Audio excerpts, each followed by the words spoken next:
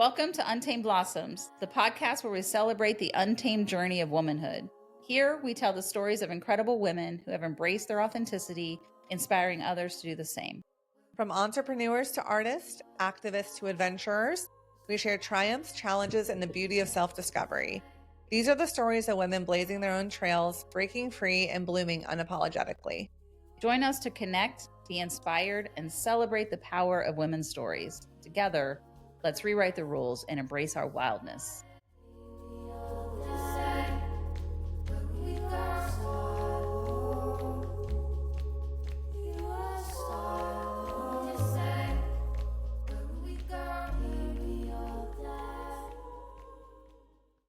Welcome to Untamed Blossoms. I'm your host, Amanda Riley. And I'm Christy Riley. Welcome to the show, everybody. We're not going to talk about the weather. Please don't. It's great here. Well, I edit all of our podcasts. You had all of them, 100%. And someone sent me a thing of Trixie and Katya. They have their own podcast, The Bald and the Beautiful. Right. And they were like laughing We're talking about RuPaul's Drag Queens, in case anybody didn't know that if reference. you don't know You don't know. Katya and Trixie from RuPaul's Drag Race, what are you even doing? But yeah, they have their own podcast, The Bald and the Beautiful. And they like had this meme, not even a meme, a picture of their text exchange of like how they have this, like they tell the same stories over and over again on their podcast. And then we act like we didn't remember that we said that last time. I go, Christy, we talk about being manifesting generators every episode in the weather. So we're not talking about the weather. We're not talking about the weather, and we're not talking about us being manifesting generators. Things that you don't really think about unless you are that person who listens to the thing and realize that, wow, we repeat that a lot. Yeah. Neither of us have different conversations with different people. So those people are experiencing that story in a different context, in a different way. Not the weather. Not the weather, though. And I feel like unless we really need to push it home about the manifesting generator thing, I think we probably. It shows how depressed we were. It was winter. We were like, here it is, another rainy day. Or it was freezing. And so cold. The backdrop that nobody sees is that I'm scurrying to get as much heat on before Amanda gets here because she hates the cold and I hate the cold. So the studio has to be warm in the winter. Yeah. Or we're miserable. Here we are again. We cannot help ourselves. This is shocking, but I am pretty hot today in here. Oh, wow. I know. That's hysterical. We just did that again. Okay. Truly, and I'm leaving all of this in this time. The people need to know what happens to us. Ding dongs. I think, I'm going to look it up. Meanwhile, my husband's like, you guys should just be like, here's our guest and get into the conversation. We're like, well, how will people know us? And then we're like, we're busy talking about the weather. So, let us be. We are going to record episode 29 of season 2 today. That's crazy. Isn't that bonkers? So excited about these people coming on today. I'm so excited too. And I'm so excited. And not all of these have aired yet, obviously, right. But I have notes on my phone I've started putting the episode number because I have to put those in when I upload the episode. Right. And if I don't look beforehand, then I have to back out, go back in. Point is, I'm like, wow, we have recorded so many episodes this year so far. I know. We're doing a great job. Yeah. One a week, baby. One a week. But we record multiples a week. Yeah. But we only release one a week. So we'll have 52 episodes, and we're already well on our way. And mostly because your diva sister over here has to take December off because she's overstimulated. No, I think it's a great idea. If I can be inside and under a blanket for all of December, yes.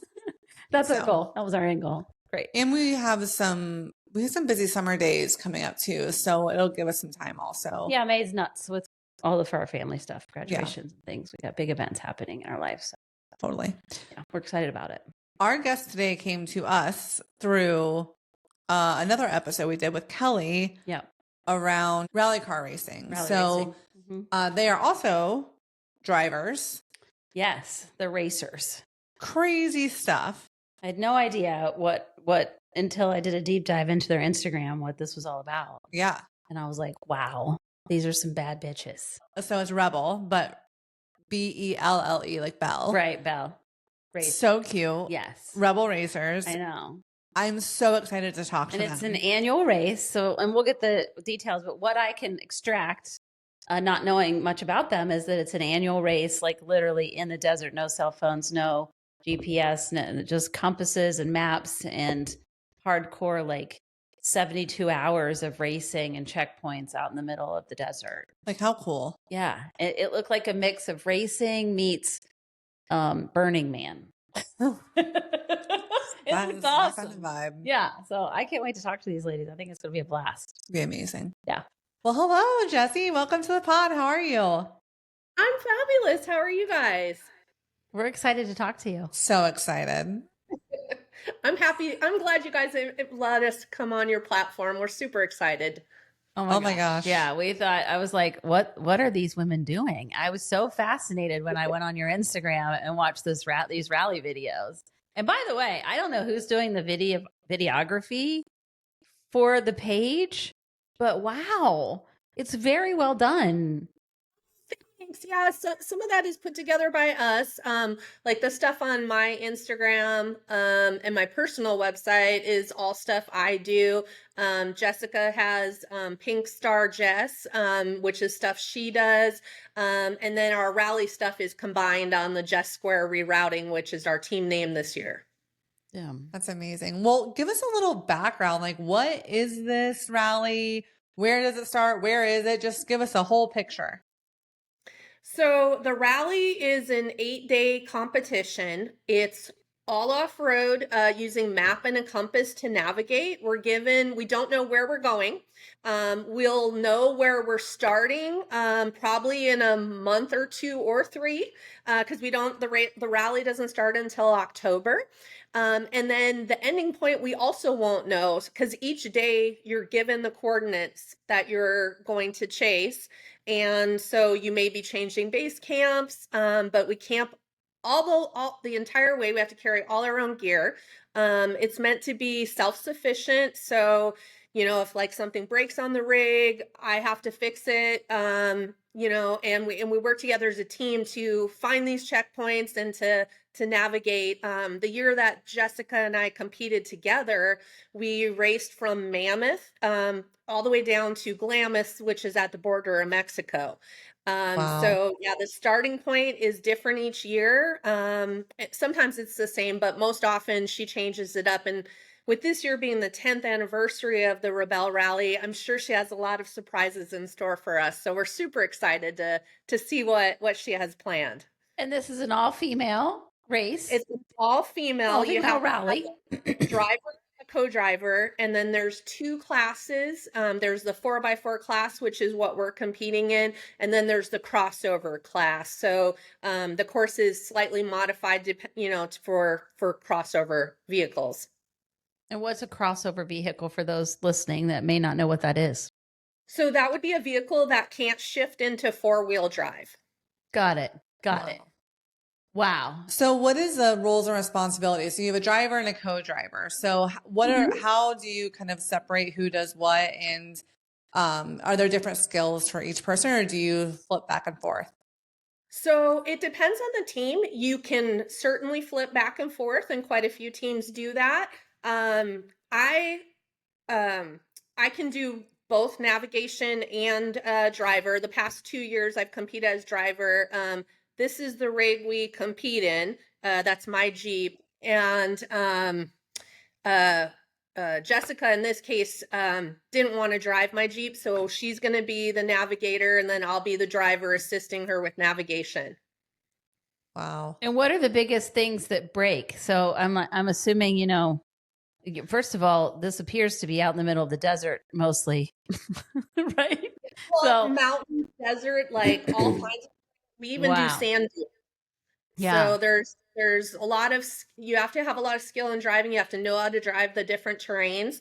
And you have to be able to fix your vehicle. I fortunately do a lot of pre-work on my rig to make sure it's ready for the competition. But to give you an idea, people have broken their axles. People have broken their tie rods, which is their steering component. People have busted. I've seen with, side view mirrors dangling, all kinds of stuff. So do you fix, I mean, are those, axle seems like a big repair. Can you fix that on the fly out in the wild? So an axle would be a much larger repair, and I would, Right. because you have to carry like the tools necessary. Like, for example, Right. if you needed to weld it, you need a welder. I just don't have room in my Jeep to carry that. In that case, I have to take a penalty and go to base camp.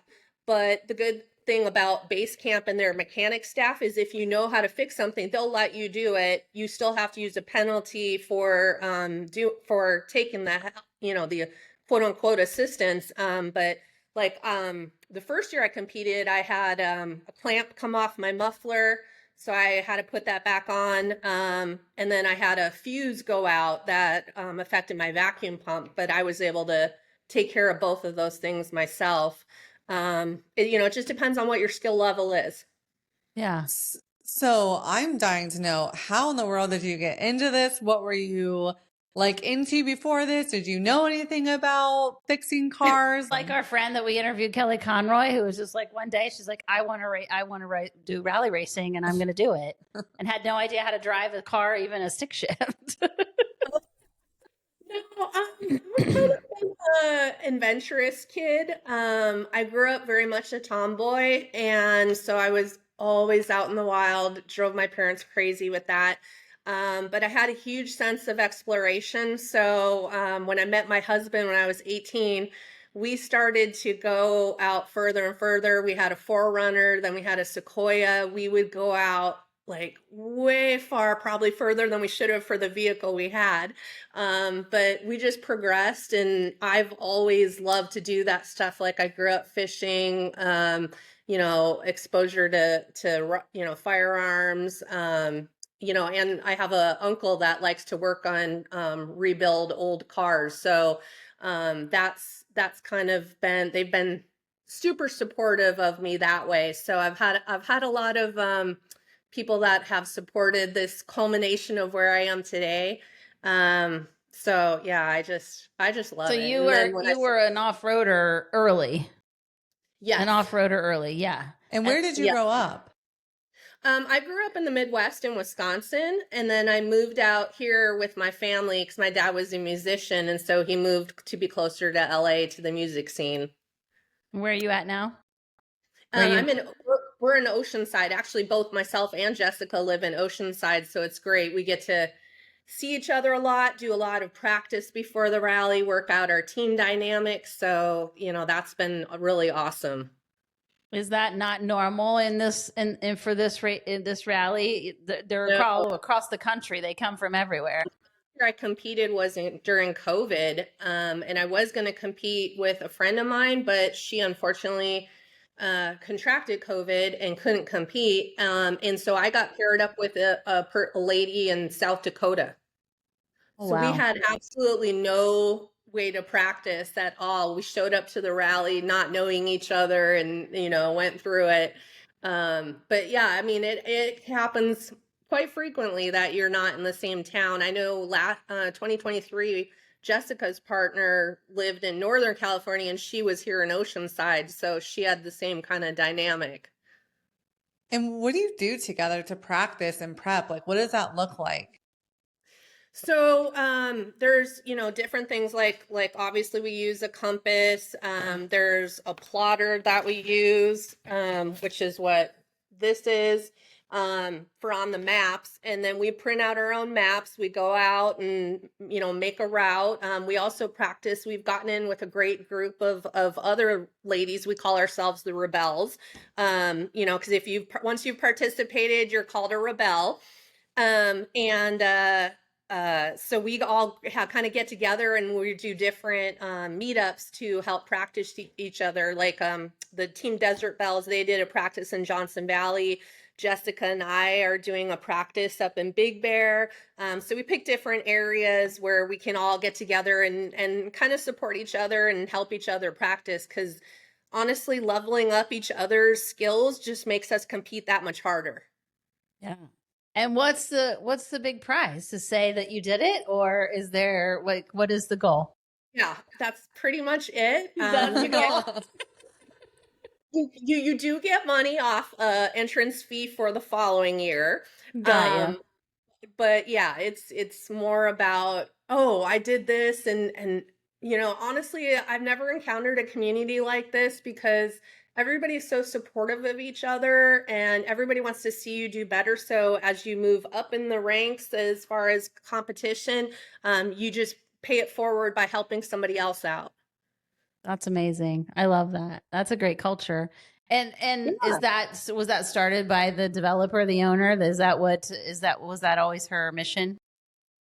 Yeah, Emily is a big believer in if a problem arises, what part did you have in causing that problem, and how do you take responsibility to fix it and make it better? And I think that just fuels into, like, even my own personal style. I'm a big I call it a rear view mirror girl. I'm like, that problem's in the back seat.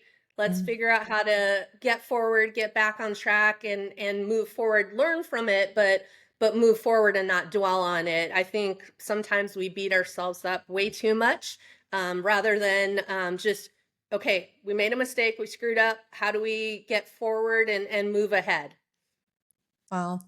And I would have to think, because you're out there in the wilderness, camping basically outside your Jeep, that you have to have some sort of survival skills and learn some of that as well. What do you guys do to prepare for that type of camping and being out in the elements to, stay safe? So, Jessica and I actually didn't really need to do too much. She has a long history of doing trips like this. So do I. And like I teach people to camp, overland, all that stuff just in my spare time as kind of a hobby. And Jessica has been, since a young age with her family out there doing the same. So the camping side of it, we really didn't need to do a lot. In fact, like, her and I kind of joke, because we're like, it's so much louder than what we're used to when you're on the rally, because there's like 65 teams, 2 ladies per team, plus the staff. It ends up being a lot of people, even though you're camping. So while we're used to a little more remote, this one is a lot of people. Party. So I was watching some of the videos, and some of the all-terrain, the places that you find yourself on looked really frightening, honestly. Like, how does the rally make sure, since there's no cell phones, no way to communicate, no GPS, none of that, is it just the checkpoint and making sure that people make it to the checkpoint? Like, what happens if there's an emergency that arises? So from the rally standpoint, when you start off at tech inspection, once you've passed tech, they attach a tracker to your vehicle that you tamper with or anything, that gives them your precise location at all times. So they have that. And then they do give us a sat phone for emergencies. And then she also has a rule written into the rule book that if you pass another team, you have to signal them like you're good or you need help or whatever. And if they're good, you can just continue on. But if they're in trouble, you need to help them. So that's kind of one of the rules of the Rebel. So as we come across each other, and to be honest, sometimes you may not come across anybody because it's so remote, and depending on where you're at as far as leaving the start line, the earlier you are, the less likely you are to come across somebody. Yeah, that makes sense. That makes a lot of sense. But I was watching some of the videos, and I was like, my goodness, like, this is like some of those, like what are those like extreme sports videos, right? Where you're going up an incline this high and there's all these rocks and and so I was like, wow, this is really in a lot of ways fairly dangerous. And they're out there with no cell phones. I'm like, what is going to happen? So it's good that you guys have some. I figured there was something in place to keep you safe and accounted for. What do you do professionally outside of this? Do you do this kind of full time? And it sounds like you do some training otherwise. So I'm just so fascinated by the wilderness and all the things that you do with that. A huge goal I have is to hike on the Appalachian Trail. Like, I would love to do that and backpack along the way and camp. But the camping part is the scariest part. And you're like, I just teach classes on that. So really no big deal. So I'm just kind of curious of what you do full time. So actually, I'm a real estate broker. Awesome. Yeah, I'm co-owner of my own company, and that's my full-time job. I wish I could do this full-time, but it's really not feasible. So I try and give back. Like I'm a huge rock crawler. Like I love to crawl over the boulders that are like up to my window on my Jeep. So I enjoy giving back by teaching people that. I also volunteer with a lot of companies. As far as training goes, and then I assist with the like Jeep Jamboree, Jeep Adventure Academy, and that as an instructor. So yeah, I always laugh. It's my second full-time job. Do you have children? I do. I have 2 boys. Are they into this as well? So my oldest one is he's very much into it, so much so that he has his own vehicle and he goes out with us. The younger one is more of a techie nerd, I would say, but he'll come out occasionally. So yeah, it's kind of become a family thing. Hopefully all the family, but yeah, the oldest one caught the bug for sure. That's awesome. So what have you learned most about yourself doing being a rebel? What have you learned most about you? This seems to be pretty intense. I thought it was only for 3 days and you're saying it's 8. And I'm like, my goodness, that's a long time. I would say I've learned I can push myself harder than I thought possible. I mean, because like on the Rebel, for example, you're getting up. The ones that are competitive, like myself, we're getting up at 4 a.m. and we're not allowed out of our tent until 5 a.m. And then you're not done for the day until 5, 6 o'clock at night. And then you go to bed and start over again. So you do that, long term, along with the mental capacity that you need to shoot bearings and find the coordinates and figure out where you are and read the topography. All that for that long of a duration really pushes you to past your limits, so to speak. And with us pushing ourselves to be even more competitive and go further each year, I think it's a really great challenge for that. Yeah, I would say that, the endurance level that I didn't realize I had. And then also I think that it pushes you to try more things, not be afraid to do the things you maybe wouldn't normally do. I think so many women are so intimidated by the thought of doing things with cars just in general, right? Like I know when we talked to Kelly, we talked about this and it's just such a male dominated field. I think that's very obvious. But if a woman's listening to this and she's interested in this, what are some things that you could say, hey, here are some first steps. Here are some things that you could start doing to get involved, whether it be with Jeeps and rallies or just the outdoors and wilderness, anything like that can be male dominated. So, yeah, I mean, I would say the biggest thing you can do is just get some seat time. It doesn't have to be complicated, but the more familiar you are with your vehicle, whatever it may be. I know, like in a class I did, I had a lady say, "Oh, I can't do what you do. I only have this small rig." And I said, it's way more capable than what you think. You're mostly the one holding yourself back. And so just being positive, thinking about what you need to do, and just getting that seat time and reaching out to other ladies. I mean, like I know I teach classes. I'm actually going to launch a girls series later this year, focused on just females. So you know, I'm hoping to take some of that demystification of or fear away from, well, I don't want to ask them because they're a guy, or I maybe I can't do that. You know, I mean, like, I would love to have so many women out there rock crawling, and because a lot of times I go and do these things and I'm the only girl with a bunch of guys. I Yeah. would love to have more females out there. Yeah. What's rock crawl? I know you said like you're climbing over these boulders, but explain to us that process. So, I mean, literally, we're driving over these rocks. Mm. So you Literally have to- driving a Jeep, and they have big nubby, and they literally can tilt really hard, and they have grippy. Am I explaining this right? I've seen videos. It's literally watching if you can think about a spider on That's two wild. different boulders, and the cars are going up over these Jeeps are going up over these. It's like the most extreme sport you've ever I seen. was not thinking that.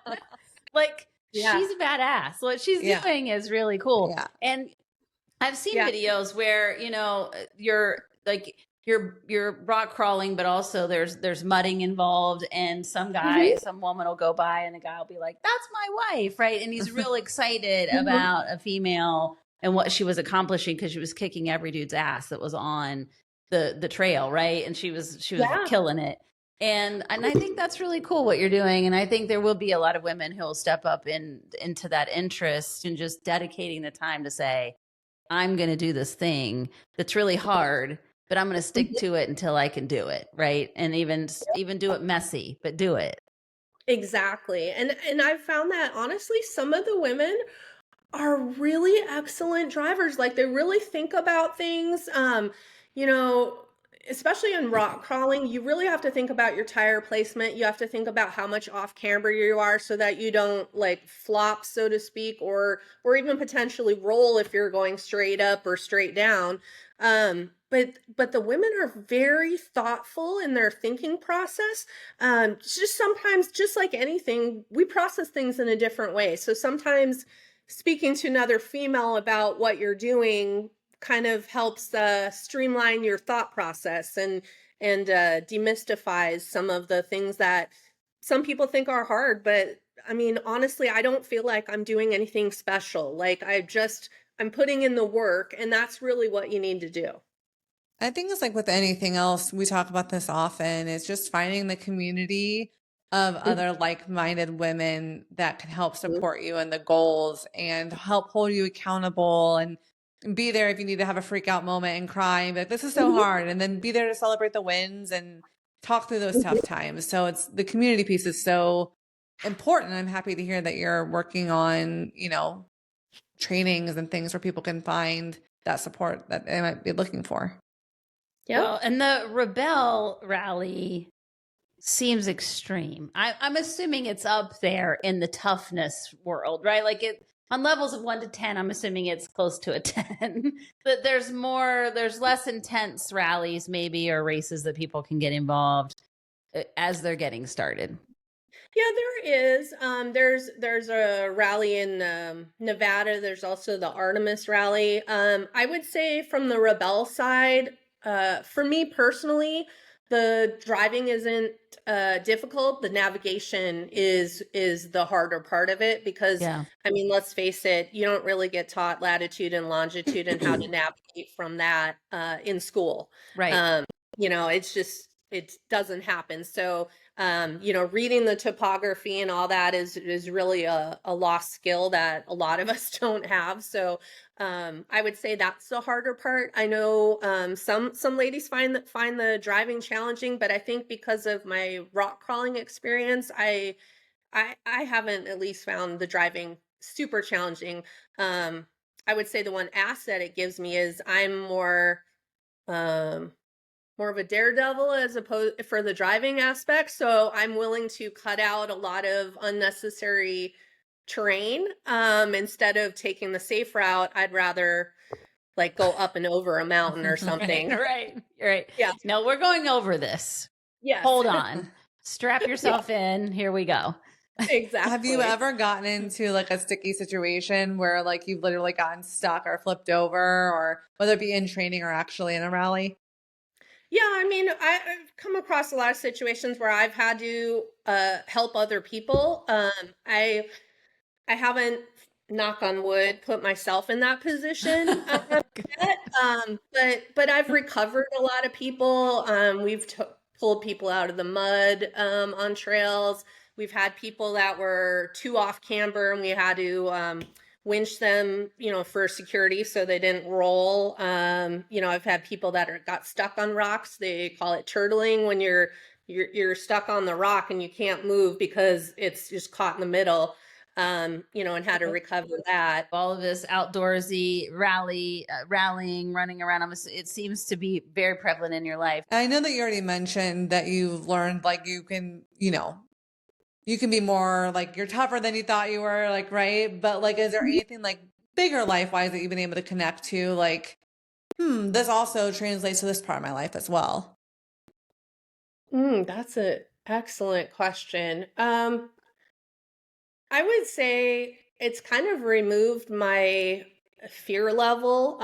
Being self-employed, sometimes it's hard in sales to ask for things. And I would say it's really pushed my business further because I'm no longer afraid to ask. I'm like, what's the worst that could happen now? I've really kind of overcome that mental block that perhaps held me back. I mean, while I was in a good place, I feel like now I'm in an even better place because I'm not afraid. I'm confident in myself. And I'm also, I feel like I take my worth a lot stronger. I know that I am worth something and I'm not willing to come down to, what somebody else thinks I should accept. So that's translated a lot into my professional life. Totally. And That's great. has it been hard to like market yourself? Like like Christy mentioned earlier, social is awesome. Like it's really great. And it feels like, it paints a good picture of what's happening. But have you had a hard time marketing yourself in that way, or being self-employed? Has that helped? I think being self-employed has helped, but I do definitely think like I'm very active, obviously, in the off-road community, so I have a lot of contacts there. But the unfortunate thing about the Rebel is that while other events allow a lot of outside participation because of the way the Rebel is structured, there's not that same type of interaction allowed for fear of people assisting and then but therefore giving you an unfair advantage. So that's kind of hurt in the fundraising aspect for the Rebel because I mean, I'm not going to lie, the entrance fee is over 15,000. So Wow. it's expensive to participate and to participate regularly. So the fundraising side of it is hard. So we do a lot of things like we sell t-shirts and we sell our hats and we have patches and stuff. And we do fundraising events to try and, raise funds. But yeah, I mean, it is hard to market yourself in this type of event. Yeah, for sure. You can't have like people there like, cheering you on or doing like things to donate during the event. So that makes sense. And really, selling merch too, like we've come across this ourselves. It can be hard because if people already don't know what it really is, and then like a podcast is a great example, and we're trying to sell shirts for a podcast and they don't know, it's hard to connect your audience to what you're doing. And the people that love and care and support you in general will also do those things, but that's a huge price tag that you guys are facing every year. So any other type of fundraising you do online so people can like get to know what you're doing, or also so we can promote that for you? So we have our website that with Jess Squared Rerouting, Jess2rerouting.com, where we have people can donate, they can purchase packages of merch, or they can just simply donate to the raffle, or even buy us gift certificates from the Rebel that we can use towards our entrance fee. We have that, and then our social media channels. I'm at arctrooper.jl and Mythosaur Motorsports, and then Jessica is at Jess Pink Star Jess. So we kind of promote out that. But the other hard thing is, with the requirements for raffles, that's another hard one to get around. So you have to really be strategic. Yeah. Got you. And is there not corporate sponsorship that's possible? Or is this just not a big enough event for that quite yet? No, there definitely is. I mean, the Rebel has a lot of sponsors that participate for the Rebel Rally. But for us personally, again, the rub is that like for these companies to sponsor us, what can we give them in return? And there's not a presence that they can have at the event for return. So it's harder. We have to do other things like the companies I work with that I have as sponsors for my rig. I go to a bunch of events like Jeep Beach, Easter Jeep Safari, Off-Road Expo. I'm going to be at Jeep Bash on the 13th. I do Jeep Jamboree, all those to promote the vendors that I work with. But yeah, it's hard to equate that to the Rebel because there's this they can't come and be part of it. Right. What are they getting? What are they getting for their 15 grand if they put up the entrance fee? Yeah. Yes. Like if you're watching a NASCAR race, you see the cars go by and there's, all these fans in the stands with your logo on the back, and it's just not the same. Right. Same thing there. I'm interested, does everyone have a Jeep that is involved in this, or are there different kind? No? What made you pick? I'm a Jeep girl. Love me my Jeep. I always have a Jeep. What made you kind of step into that, and do you ever plan on changing it, or do you feel like that's your jam? So I have thought about changing it. This vehicle has been tried and true for me. Because depending on the terrain that you're driving, especially in the sand, you need to have both power and you need to think about the weight. And like I also have a Ram 2500. Well, driving in the sand isn't really, well, you could do it, but you're not going to do it as successfully as you would in this particular vehicle. There's lots of girls that drive in other vehicles, like Toyota has teams that drive out in their 4Runners, RAV4s. There's also Rivian has vehicles that compete. So there are other vehicles. There's Subaru has vehicles that compete in the same class. But yeah, just because I'm so familiar with this girl and I can fix her quick and I know what to do, I'm probably gonna stick with her for a little while. Stick with what you know. Not to see if somebody said, "Would you drive this for me?" I might think about it. I definitely would consider it. So do you and your teammate have any big goals or anything that you're hoping to accomplish as a team? So yeah, we've talked a lot about that.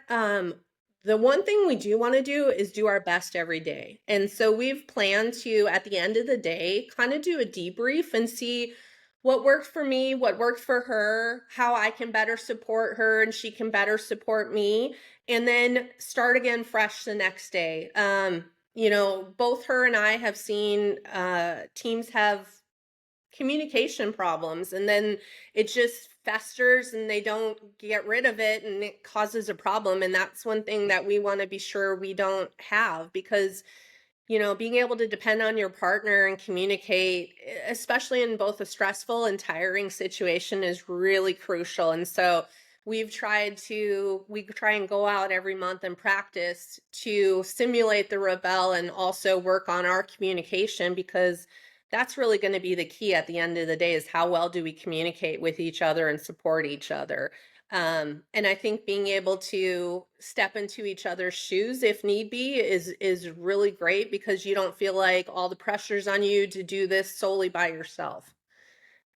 Yeah. From an outsider's perspective, it's easy to assume that the driving is the hard part, right? And the train's the hard part, or the camping's the hard part.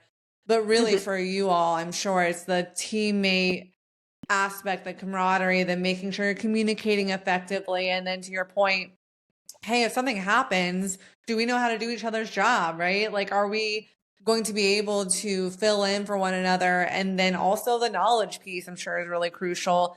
Do you both know the same information? I think the daily debriefs make so much sense because that's the best way to communicate what's, the start, stop, and continues. Like what's working, what's not working, what should we keep doing? Yep, exactly. And especially in the morning when you have such little time, sometimes, you could, innocently say something that upset the other person, not intentionally, but, you just say something and then, by talking about it, we thought, this is a great way. I mean, some teams have safe words. I know Jessica has one. I don't really have one. I'm like, okay, well, if I need a minute, I'll just tell you I need a minute. Yeah. But giving each other the space to do that, I think is really crucial. And then being able to kind of read each other. Like I know Jessica doesn't, I don't eat during the day. I only eat in the morning and then at the end of the rally, at the end of the night. Jessica needs to eat throughout the day. And so knowing that about her, I can be like, hey, you haven't eaten in a long time. Do you need a snack? But these are the kinds of things we can do, to support each other, and knowing that ahead of time is good because then you can start getting in the habit when you go out practicing. If you notice that, oh, well, here I can do this, or here you need this, or. Yeah. Chrissy does the same thing for me. She makes sure we have snacks throughout the day because if I don't eat throughout the day, by the time our second interview of the day, she knows it's going to be bad news. He's hangry. I'm hangry. So it's a sign of a good teammate to know the other one's hunger cues. Yes. 100%. Yeah, it's in a way, it's slightly like a marriage, you kind of get to know each other in that level that you're like, okay, yep, I think you need a break or you need this. Yeah. Right. You can immediately know the energy's off, right? She knows that about me too. And she'd be like, what's wrong? What's the matter? What's going on over here? What's happening? Yeah. No, I'm imagining that's really critical for you guys, especially in high tense moments when you're trying to figure stuff out on the fly or things aren't going well. That's really important. It's not important when things are great and you're just cruising along. Yeah. Nobody ever has those issues, right? It's always when somebody's hangry at the most inopportune time, right? And then something broke and you don't know where you're at and you're possibly lost in the middle of a sandstorm. I'm assuming that may be. Oh yeah, that has actually happened. There was a sandstorm and we all carry our little goggles so that, in case, but yeah, that has happened. Yeah. That can get tense, you know what I mean? When there's cliffs around, you know what I'm saying? Like it's not like this is, not just a cakewalk out here. We're not on a road. There's no roads. Exactly. Either that or you come to in certain areas like Johnson Valley is a great example. You come up to Johnson Valley and, like we were joking because we went there we go to the practice intentionally because there are so many trails. She can say, oh, we'll take the trail going straight. Okay, which one? There's 5 parallel to each other. Mm-hmm. So then you have to figure out which one you need to be on. Right. To get to where she tells you need to end up. Yes. Yeah. Exactly. Yeah. This sounds really challenging on so many levels. It's one of those extreme sport type things that really challenge every facet of your being and then do it with another person, by the way. Yeah. Mm-hmm. Yeah. And teamwork. Wow. That's impressive. It really is. What about wildlife? That's my last random question I have for you. Wildlife. Are you seeing snakes out here? What's going on with this? That would scare me. Snakes, tarantulas, bears. Yep. Oh my. Yeah, you can definitely come across rattlesnakes because you're in the desert.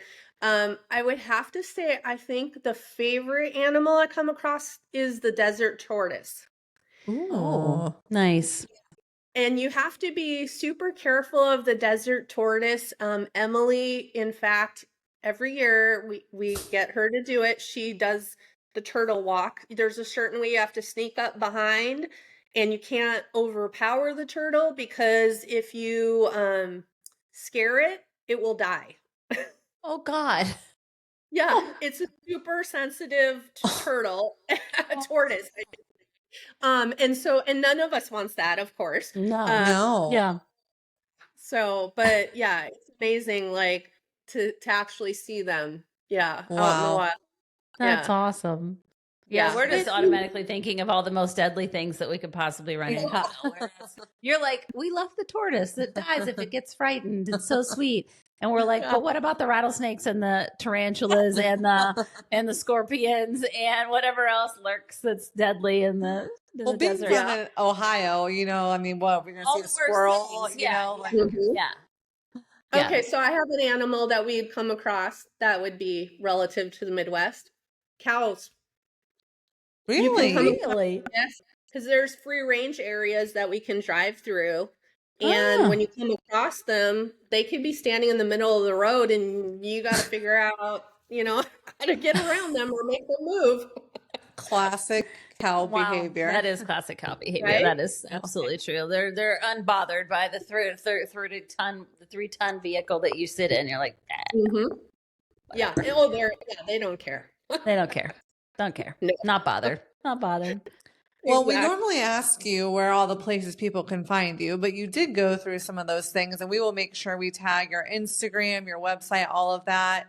We'll make sure that people know where they can donate to support you guys. We think this is so badass, so awesome. We want to help spread the word as much as we can because Can spectators come?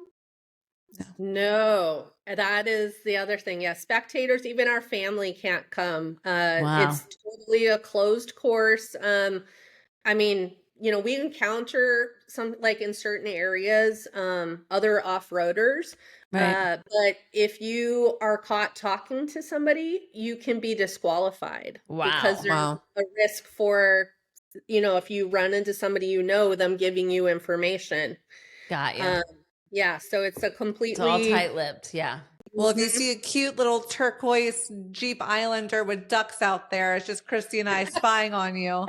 See what's going on. We would not be racing. wave We'll incognito. be on the other side of that little cute river in that one video. Like, We'll have tortoises around us. Like, awesome. Well, that is amazing. And we love to ask, are there any women who you'd like to shout out that have supported you or encouraged you along your journey, whether you know them or they're someone that inspires you? I don't really have any females, but I would have to say my uncles were huge supporters. My dad, even though he passed away, so sparked my exploration. My family was there to say, this may not be normal, but do it anyways.